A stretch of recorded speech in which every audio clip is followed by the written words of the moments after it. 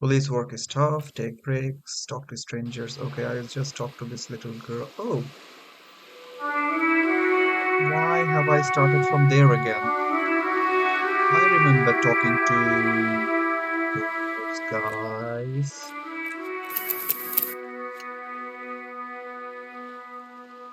Okay, fine.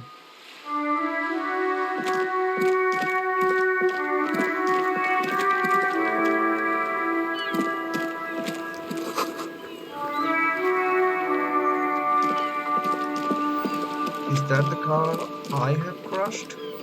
Before you stands a motor carriage. The bodywork is covered in blue and white livery, bearing the number 57. Vapor emanates from the large engine on the back of the vehicle. It hasn't had time to cool off yet. Recent accident. In the cabin, you are welcomed by a set of steering levers, a radio microphone on a hook, a pull-out toolbox under the seat, and the soft glow of the fuel preheater gauge. A scent of leatherwork and heavy fuel oils washes over you.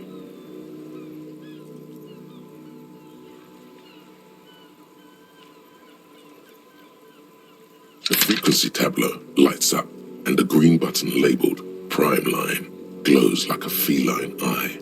And then you hear something. The soft purr of electrical kittens, radio waves cast far and wide over the metropolis. A woman's voice greets you through the static. This is Precinct 57. Hello, Lieutenant. How may I assist you? Hello, Alice. Please assist our colleague from the 41st Precinct here. I'm putting him on. Operating the radio is easy. Just be confident. You've probably done it 1,000 times. This is Officer Alice Demetri, Precinct 57. How may I assist you? Under the green prime line, a yellow saved button catches your eye. You wonder what the lieutenant's default radio station is.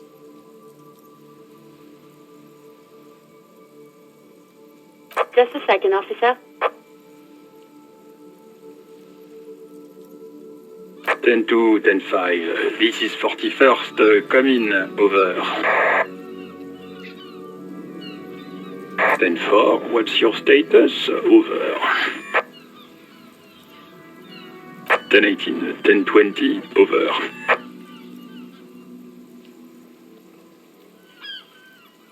10-18. 10-20. Over. What does that mean? State your message, sir. Over.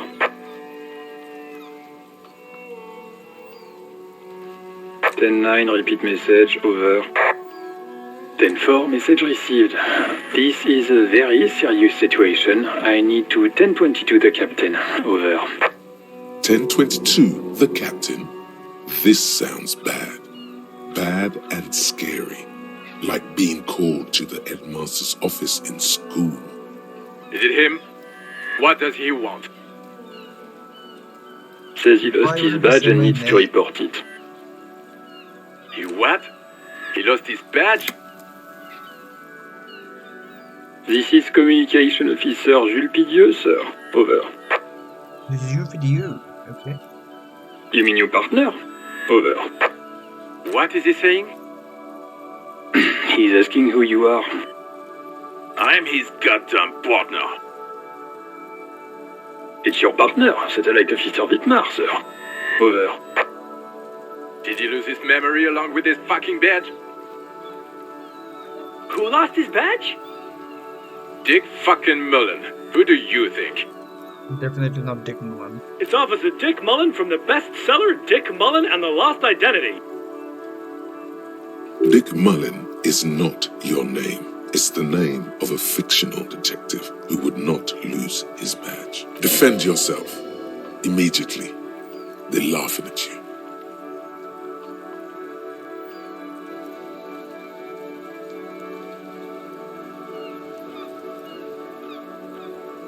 Ten-4, I hear you, officer. I'm just going to make a note here that you are in pursuit of your misplaced badge. Over. Fuck me. Mac, come here. You've got to hear this. Dick Mullen lost his badge.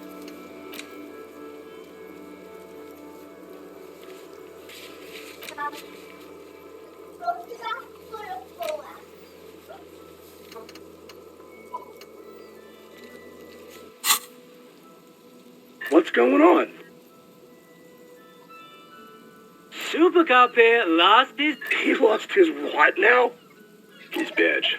He lost his goddamn fucking badge. 10-9, come again. I didn't get that. Over. New heights even for Captain Sober. Ask him. Ask him if he's lost his gun too. Sergeant Orson wants to know if you lost your gun too. Over. Check your pockets. Check your... Holy fuck. You don't know where it is, do you? No. It's gone. It's not fucking on you. 10-9, come in, officer. Did you get my question? We were wondering about your gun. Over. 10-1, you're breaking up. 10-9, repeat, please. Over. 10-9, come in, officer. Over. Come in, officer. 10-9, repeat message, please. Did you misplace your firearm? Over. The silence is almost deafening after you flick off the switch, severing the connection. That did not go well. I guess the important thing is that you followed protocol and reported your lost items. Did we need anything else here?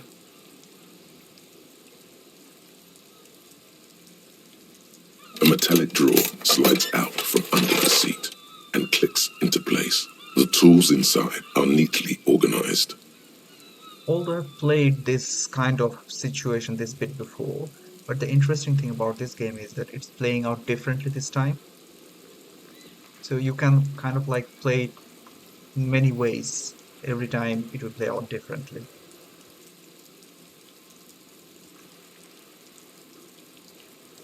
Take what you need, officer. It's going to be a long case. I'm not protective of my tools, like some men are. He's clearly a little protective of his tools. But what can you do? Work is work.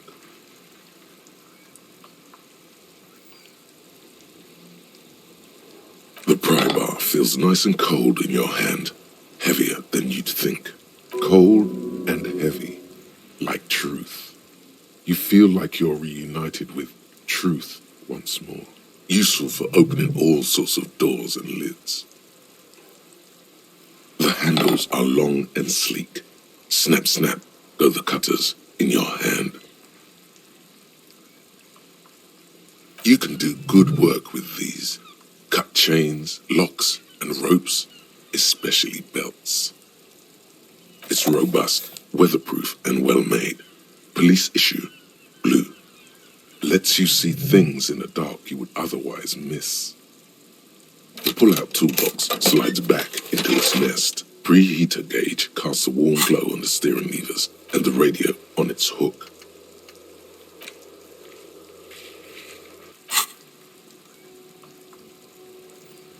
The white suede feels luxurious under the touch, and the metal clutch handle so very familiar in your palm. As you tap on the gauge, the indicator pin jerks as if startled. It's in the large orange sector, indicating the engine is warm. Next to the gauge is a red switch labeled heat. There's no use pressing the heat button.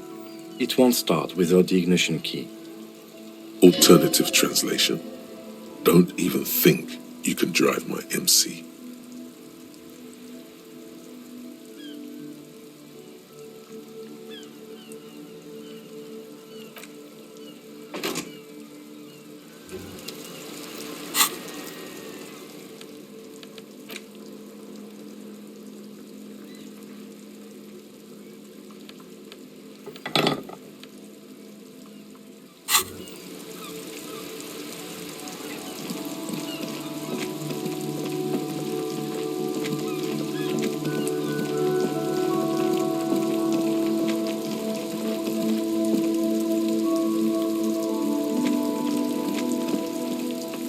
This trash container is locked. The sliding lid has a padlock that says, whirling in rags.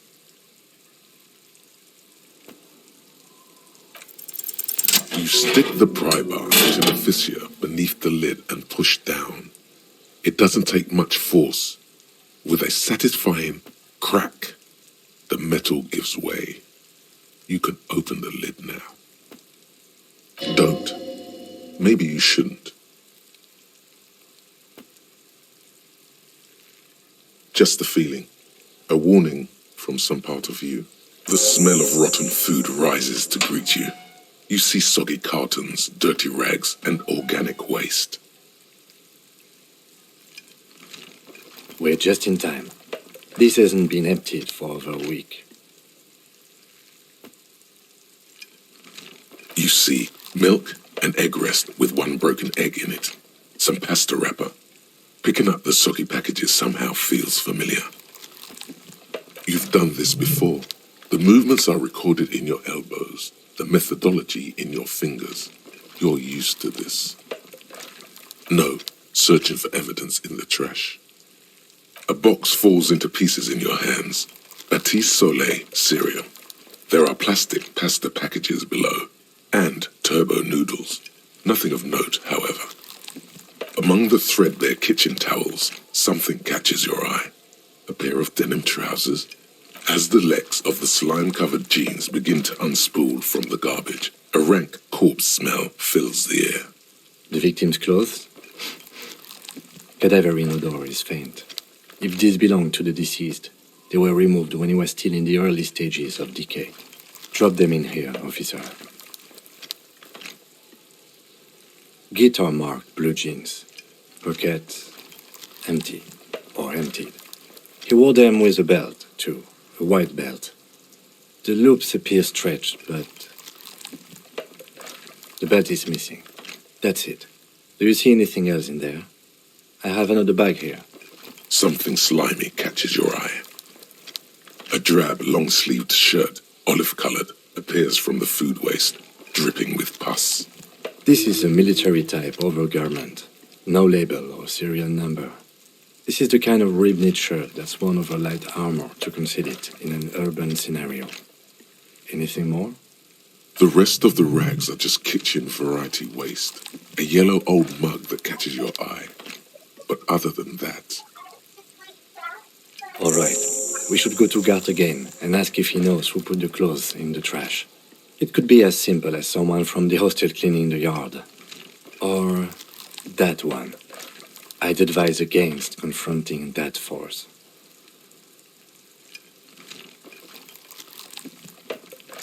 Not really. All we know is the victim's clothes are in the trash. The lid was locked and his establishment had the key. It's just a small loose thread. The lieutenant nods, then looks back into the trash container. It's just organic waste, cold and slimy on your hands. Apple and potato peels, mostly. Unidentified sludge, and the occasional chicken bone thrown in for good measure. But hey, what's this? A blue piece of plastic sticks out from the apple peels. It's shiny. Looks like the corner of something. Something larger. A clipboard. A blue plastic clipboard with moist papers hanging from it. They look badly damaged, but you can still make out forms and notes, written in a man's handwriting. Officer, is that your paperwork? Yes, it is. Look. This plastic has the RCM street grid on it. You've even got an autopsy form. If you don't mind me asking, how did this get in the trash?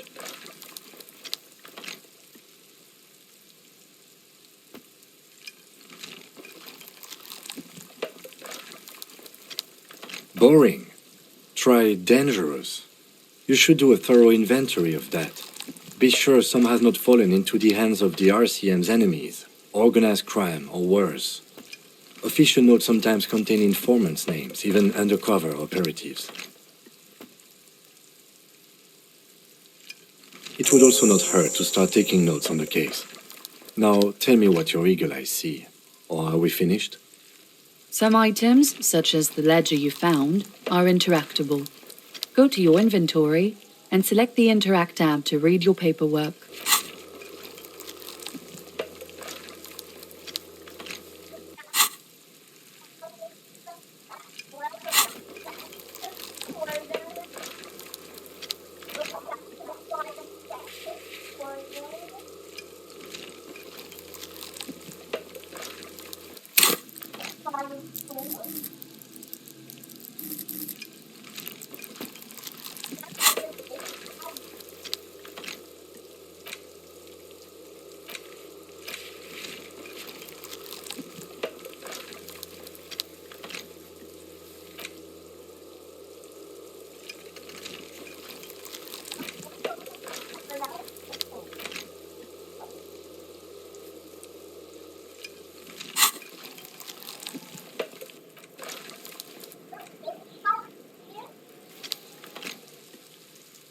You pick out a broken mug with an oddly racist depiction of the yellow man frolicking in saffron, only in its social sensibility.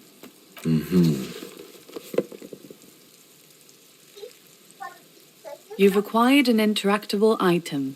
Investigate this item further by going to the Interact tab in your inventory. The container sounds a muffled gong. That's one thing off the list. I think we got it all.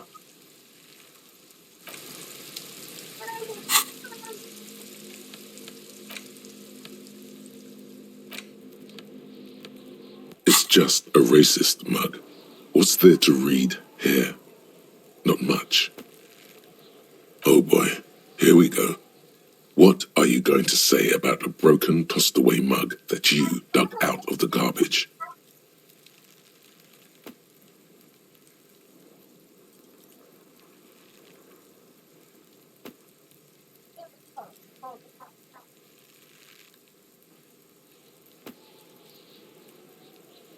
But it was in the trash. Why not just call it out when you see it? Or do some volunteering work? Just finish your case, detective.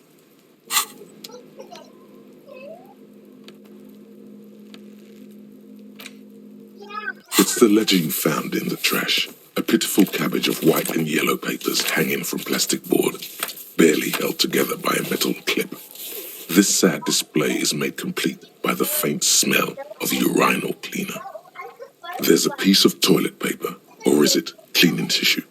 No, it's toilet paper, desperately sticking to the back of the blue plastic clipboard. It's a metaphor for you.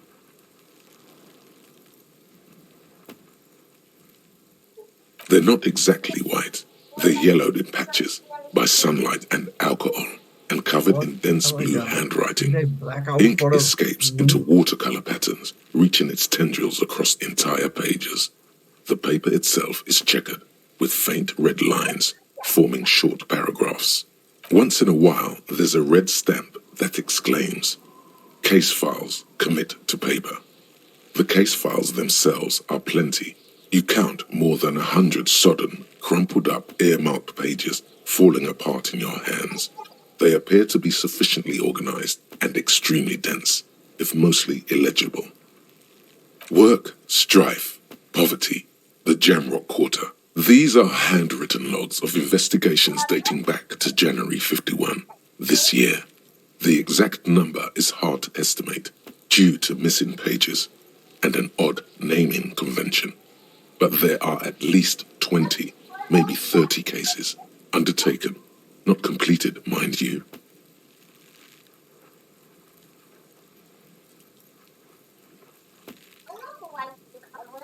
Yes, it appears you employ a, shall we say, robust yet literary system. Each investigation has its case number written on the margins.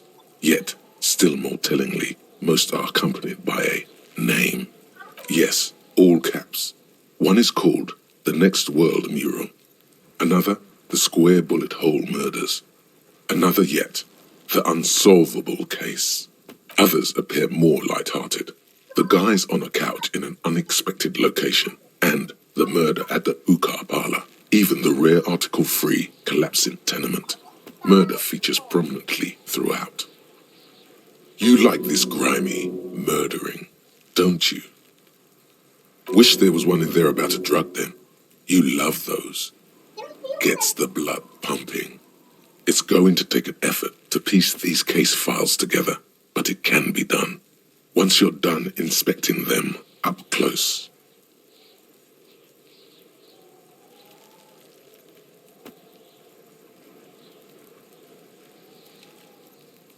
There is, for precisely one more. 15 pages near the end remain untouched by the damage. The checkered grid forms a structure of passages, breaking the case into subtasks to accomplish. The ledger only comes with an old, worn-down lead pencil.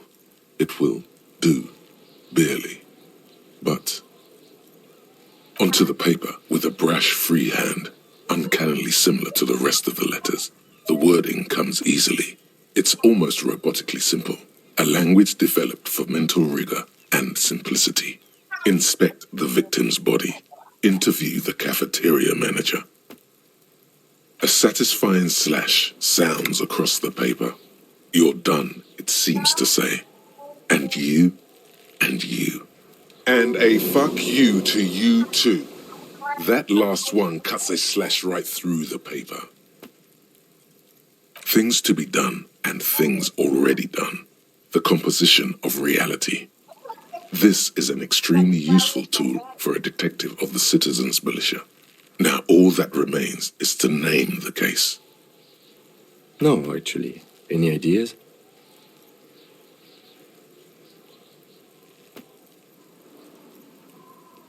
Great. That's great. That's actually what I was thinking too. The Hanged Man. Good, strong name. We have a very good name for the case now. I'm going to start calling it the Hanged Man. It's good we sorted this out.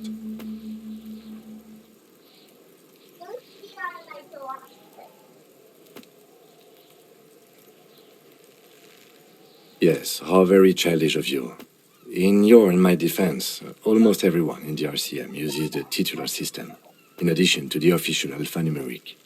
It's a holdover from the early days of the RCM, right after the revolution, when the organization had little idea how to do things. It persists in an unofficial capacity. Officers use these titles to refer to their work among themselves.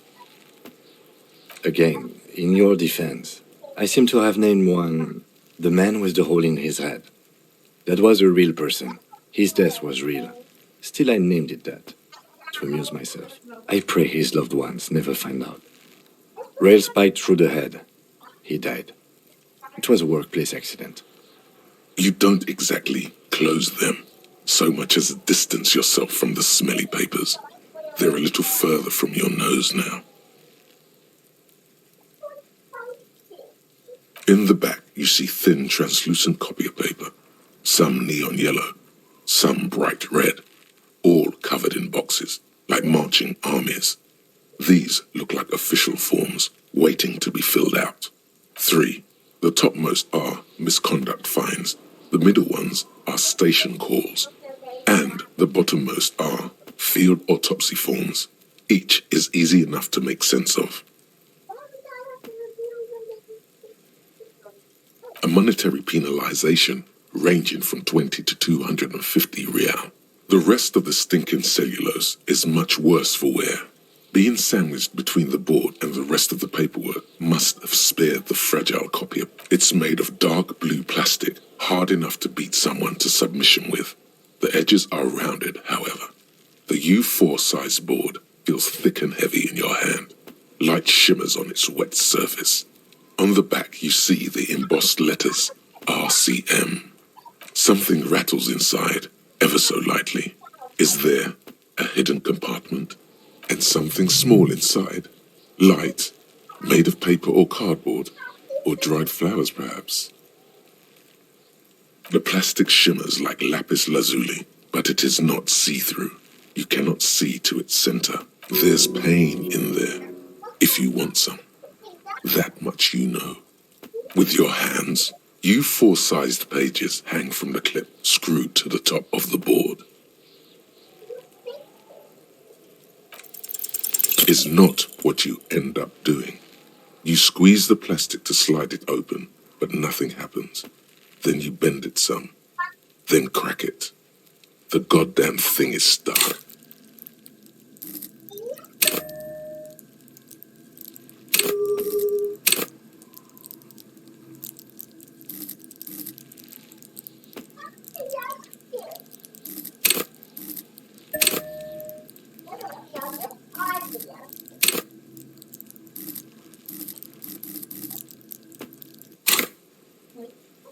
A hot flash of rage comes over you.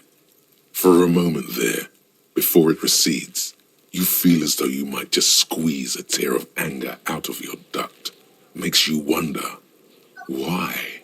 The ledger quivers in your hand. As it shakes, the pages rustle. This pathetic mess suddenly afraid of you for some reason.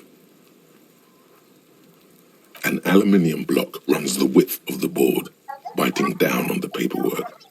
Its crocodile teeth are the only thing keeping the papers together. A regular pencil, the tip worn down to nothing, has been attached to the clip. The surface is interrupted by a silvery sticker. It's rectangular, sparkling with iridescence. Looks like an official mark, made to be low visibility outside the right circumstances. What? That thing. It's a halogen watermark. We use it for adding information to RCM property. Any capable light with the right wavelength will do. All RCM vehicles have headlights designed to reveal halogen watermarks. Mine too. This means you can read the watermarks if you just turn the lights on. It depends. Aside from an anti-counterfeiting stamp, mine has my station number and address. The information varies by date of issue. Your kill count. Yours will surely have your kill count. Okay. While a bunch of sodden papers sag from the clipboard in your hand, it's a sorry sight. It's just toilet paper sticking to the back of the plastic clipboard. You can take it off if you want. Well,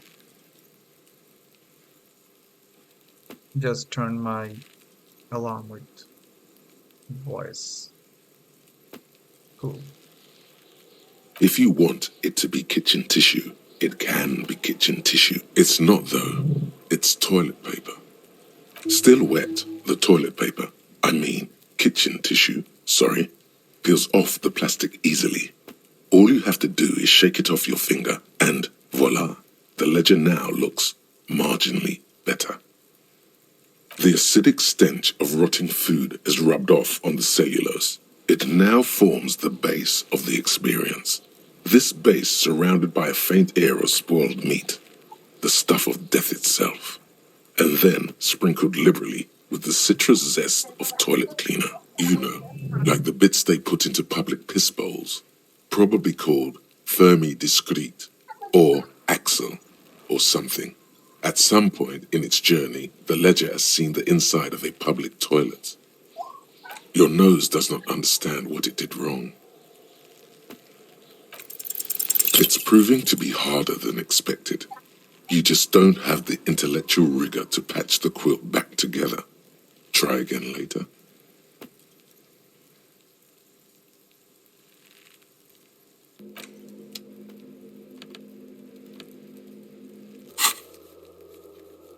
What's that? Read the watermarks. Where is the kinema?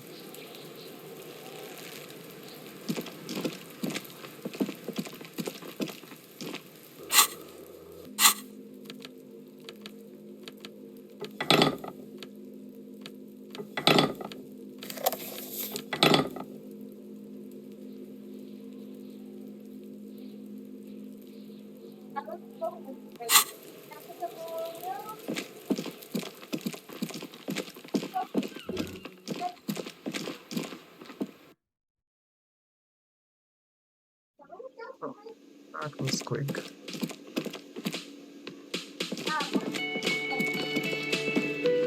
A man in his late 20s with a thin, unimpressive beard notices Mr. Gart, right? Yes. I am Kim Kitsuragi from Precinct 57. This is an inter-district investigation, so joining me from Precinct 41...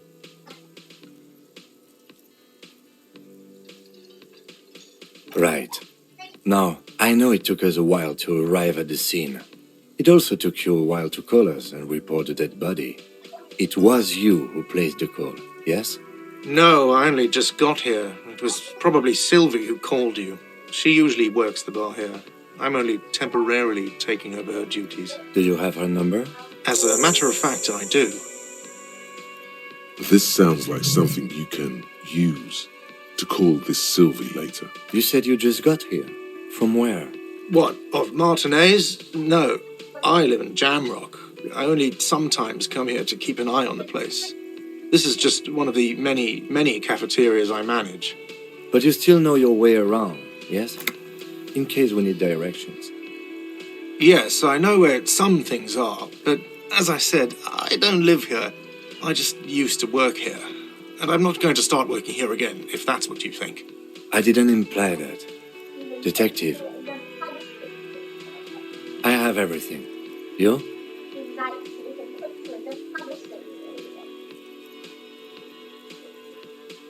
Yes, yes. He means, do you have questions for me, like a police officer would?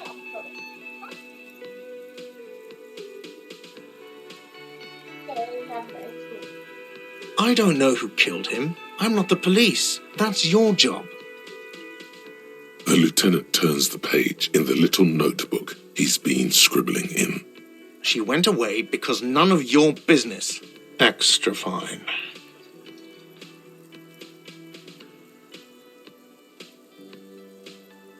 Let's go. Not so fast. You owe me 130 real.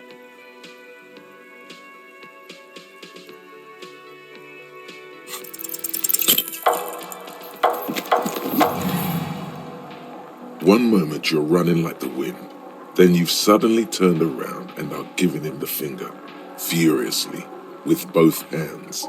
Why?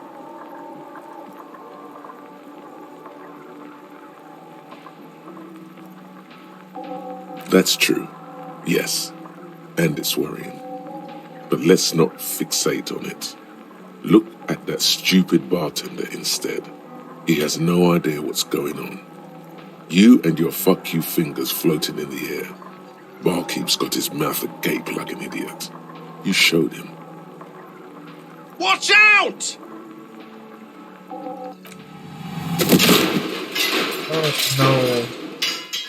The lady in the wheelchair. Why did I have to do that? Everything goes dark. Back so soon. It was no accident. Those were disco moves from your spinal cord. The spinal cord has yet to reveal itself to you. It's you away, cool. Cooler than the bottom of the sea. Too cool for this world. I was wrong to let you go. I should have kept you here. Is it bright where you are? Is it terrifying? Have you felt the love? It doesn't look so, sweetie. Are you okay? Oh, thankfully she's okay. No, you have sustained a trauma to your lower neck. In addition, you have strained your left trapezius muscle. Pain surges down your back when you move. Ma'am, are you all right? Oh, I'm fine. He just tripped over my chair. Check on him. Sir, I didn't mean for this to happen. I'm sorry. This has always been a cop-friendly place. The drinks are on the house, okay? There were a lot of drinks on the tab. I still have to charge you for 3 nights and the broken window, though. That's 100 square. With your back against a cold mosaic floor, you feel the pain recede. You just need to get up and dust yourself off. Don't thank me yet. You still owe me 100 real. If you don't have it by tonight, I just can't let you up there. And for God's sake, watch out for yourself.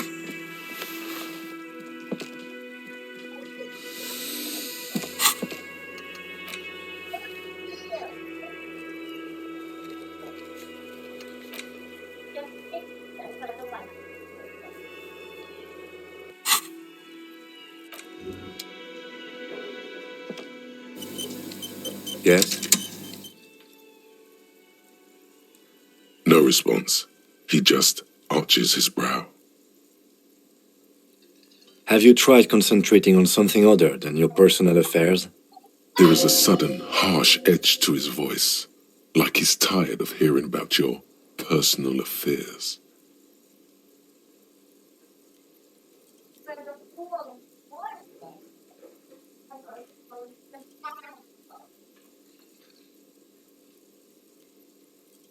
Try work. The case at hand. It can work miracles. Fine. We should get through this day first. Off hours begin at 9 p.m. If you're still having trouble then, I can give you an orientation. Really? You look fine to me.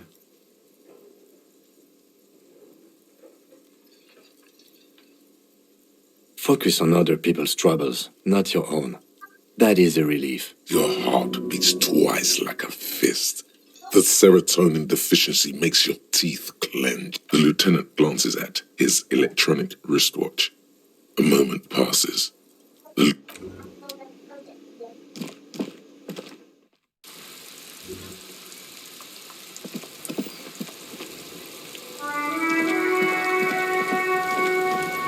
Inside, you see a set of steering levers, a radio microphone, a pull-out toolbox, and... All right. Ready? I turn, you press start. It's next to the preheater. The dashboard lights up with orange glow. The rails beneath gauge jumps, and the engine of the Caprice Canary comes to life with a whiny growl, like a leopard waking from its sleep, yawning and roaring at the same time. The lights unfold with a little click, casting electrical light onto the ground before the vehicle. There you go. I'll turn them off from the remote once you're done.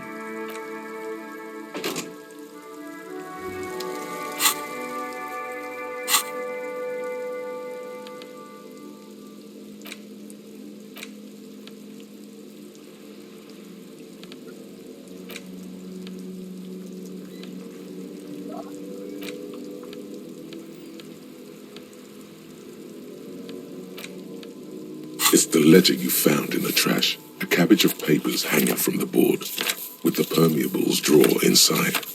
It's barely held together by...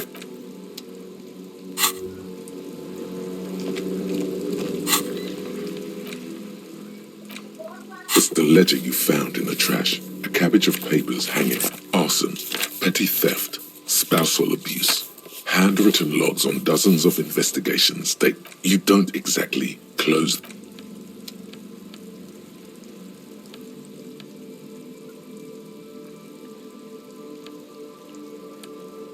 How do I read it now? The bike. With the watermarks. In the house, I was in order that this may yield some.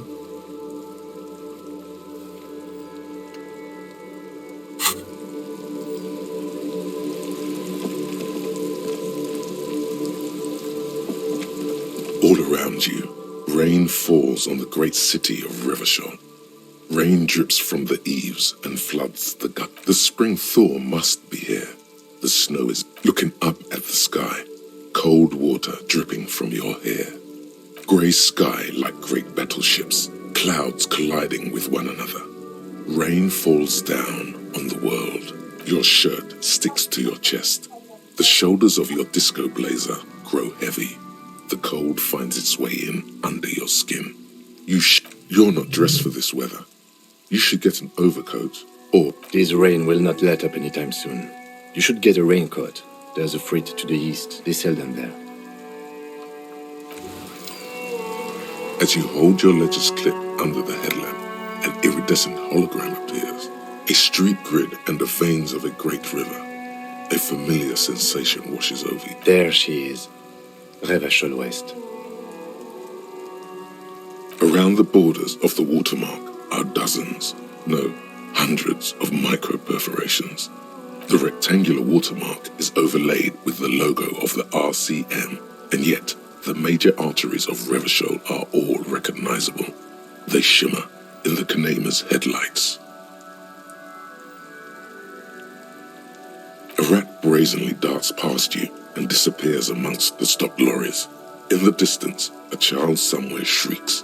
A woman reprimands her in a voice no quieter than the child's. In the middle of a broken plaza, in a cone of light, barely visible in the daytime, two men, one slim, the other sturdy.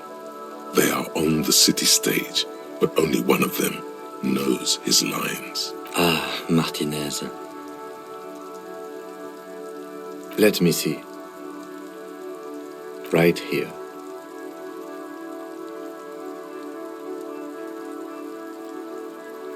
No, it does not. There are many of them, and They are divided into 3 separate rows. The first row has 18 dots. The next is the longest. It runs all the way up. There are so many, it's hard to count. More than 100. The last row has 3 perforations. As you look at them, you feel your index finger reflexively contract 3 times. And something you'll do again before this is all over. Those are perforations. They represent your record as an officer of the RCM. They are your statistics, as it were. I should have guessed you'd keep a record. Officers often do. Let's take a look. Son, here is where we score your life performance. You better hope it's good. The first row represents your years of service. 18 years. Okay, not bad at all. What did you do before you volunteered? That's what it says. I might have guessed even longer based on your age. What did you do all those blissful years of your youth?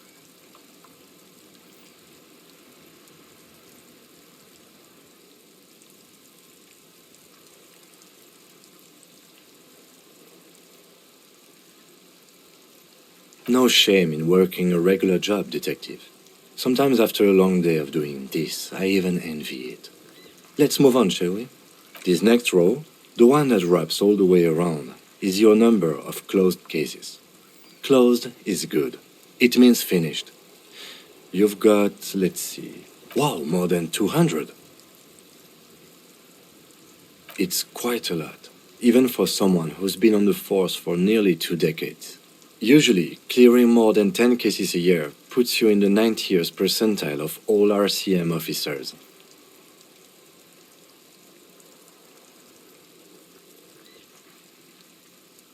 You know the answer already. The tingle in your index finger gave it away. That's right. How did you know? For an RCM officer, especially Precinct 41, which is in the Jamrock quarter, it's rather tame. I mean that in a good way. There are certain officers who treat their kills like some kind of ghoulish game. If they do happen to solve a case, it's usually by accident. But it seems as though you are, or at least were, one of the good ones. So we have that to be thankful for. He's sincerely glad you're not a scary predator. Not to say relieved you're competent.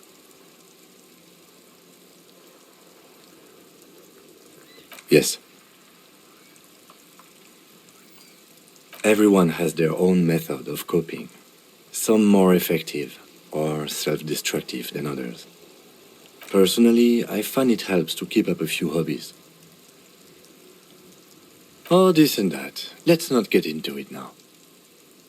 Anything's better than annihilating yourself with drugs and alcohol. The lieutenant nods. Right. I'll go turn off the lights.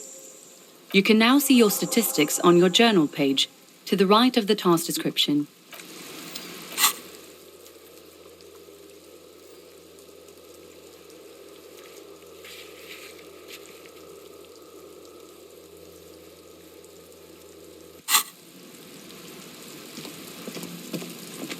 Inside, you see a set of steering levers, a radio microphone. This is Precinct 57. How may I assist you? Of course. What is her number, officer? Yes, hold on. Her number is 005 1944 298. Received. Hold on, officer.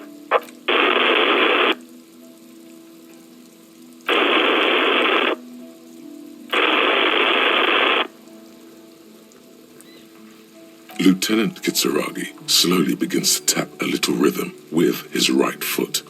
Quite a lot of time has passed.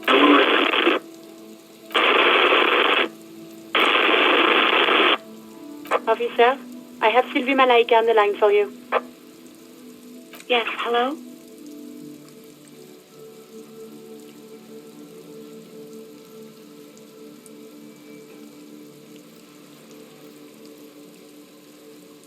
Oh, right. Hello, officer. What can I do for you? There is no resentment in her tone. She wants you to ask her out. No question about it. No, not me. No, sorry. I don't. Not a lot of people have phones around here. Copper thieves take the wires. People don't have the money to have the cables put in again. They use the Union's phone, or the one on the coast. It was someone else. We'll find them sooner or later, officer. It just might take a while.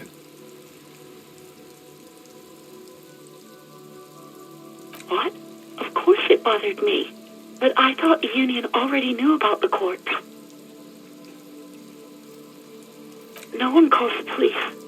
The Union would get angry. You know, what the Union says goes. People listen to them and they take care of their own, which is like everyone here.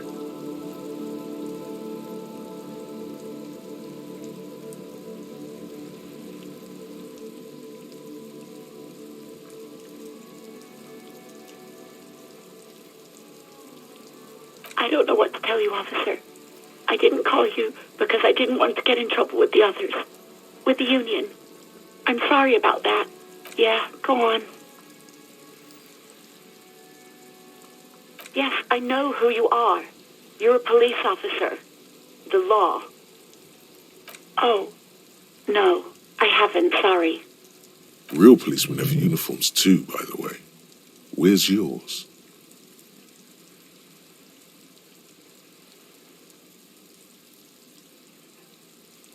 Right.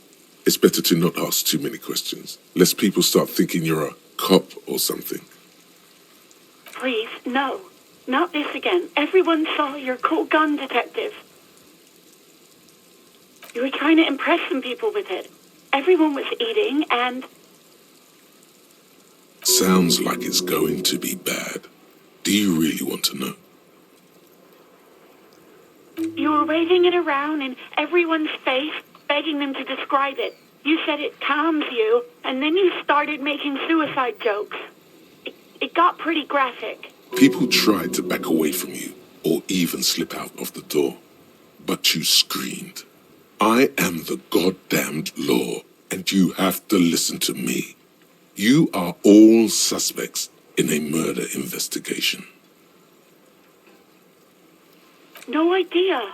All I know is next you were waving around money instead, saying things like big bucks cannot lie and guns can't buy money, but money can always buy guns. It almost looked like you pawned it.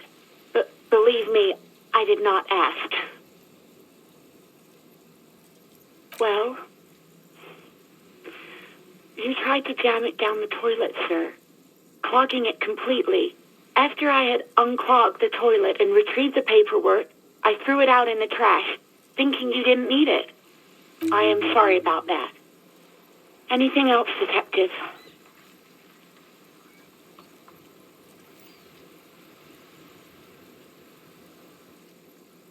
No, I don't know. It wasn't me. I haven't been out there since. I was terrified of the stench and the corpse. You mean, why did I leave the bar? Honestly, I'm not really comfortable discussing it with you, sir. Maybe, I don't know. I just know I have to take some time off right now. No, absolutely not. That came so fast, you can't but wonder what else she would be good at. Baseball, ring-a-bell quiz shows, catching keys in the air, petting an angry cat. You mean, why did I leave the bar? Let's just say I left because I needed to get away from someone. You know whom? Maybe, I don't know. I just know I do hope so. Please, don't call me again. Bye.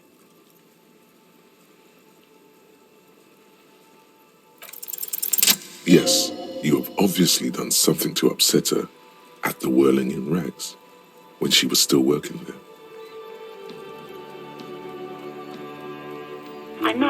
It's just, you were so drunk and so emotional all the time, and then the skua thing happened. It just made me want to quit. The stuffed bird, the great skua. You threw it against the wall while screaming, "Fuck that bird," and laughing like a maniac. I think you said it had been giving you shit ever since you got there.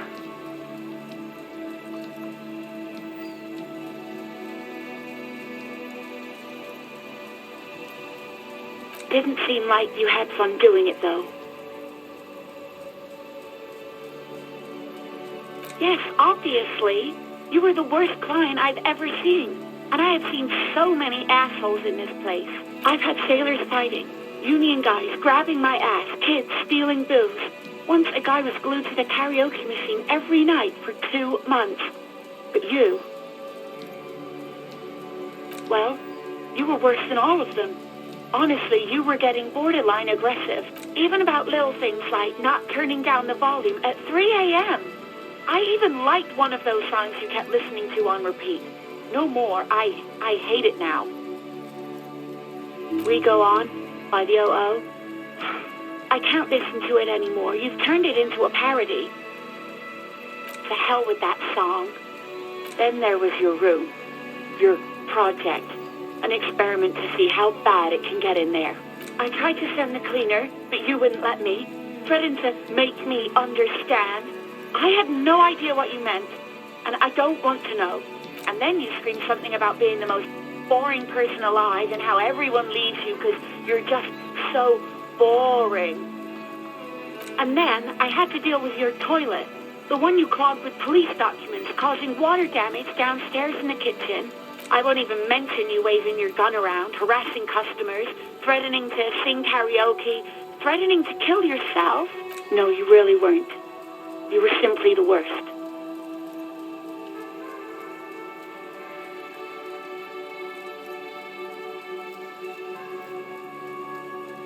God, I know I shouldn't have brought it up. Just try not to call me again, and let's pretend it never happened. You hear a sigh of relief on the other end of the radio. Wordless, the call breaks. Anything else I can help you with, officer? As always, it's DJ Mesh and Felicio, and you're listening to Street Freaks FM, bringing you the hottest, the nastiest, the most vulgar. A flock of seagulls takes off nearby, startled by the roaring radio. Right away, the lieutenant reaches into the cabin and turns off the radio. He's not... Someone must have been messing with the radio, or maybe it picked up a random frequency. You wanted the prime line, right?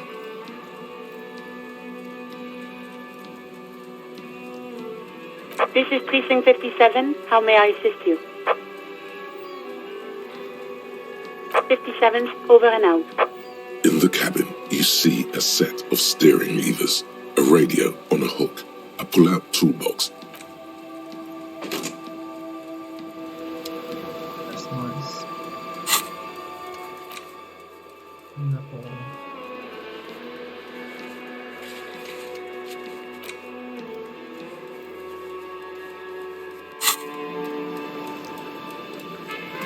Yes?